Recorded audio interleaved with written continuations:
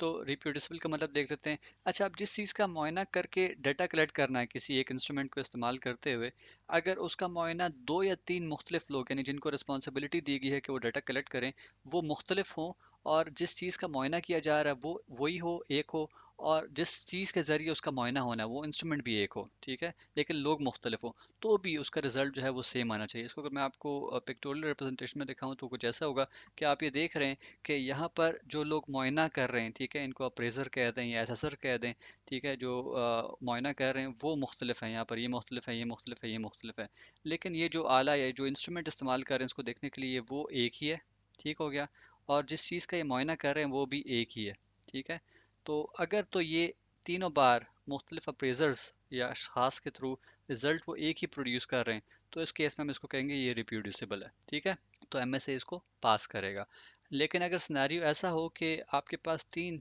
Different अप्रेजर्स हैं, ठीक है, तीन डिफरेंट लोग हैं जिनको रिस्पॉन्सिबिलिटी दी गई है डाटा कलेक्शन की, वो मुख्तलिफ औकात में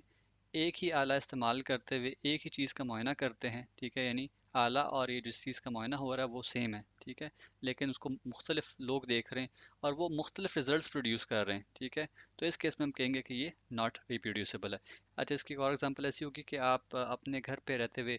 वेट स्केल को यूज़ करते हुए अपना वेट चेक करते हैं तो आपका रिजल्ट आता है 80 kg, लेकिन जब आप जिम जाके वेट स्केल को इस्तेमाल करते हैं तो उस पर आपका रिजल्ट आता है 83 kg, तो यहाँ पर डिफरेंस आ गया, तो ये नॉट रिप्रोड्यूसिबल हुआ, ठीक हो गया जी। तो ये था हमारा आज का टॉपिक, आई होप आपको लाजमन पसंद आया होगा। हमारे इस चैनल इन्फो शेयरिंग 360 को लाजमन सब्सक्राइब कीजिए। Thank you for watching this video.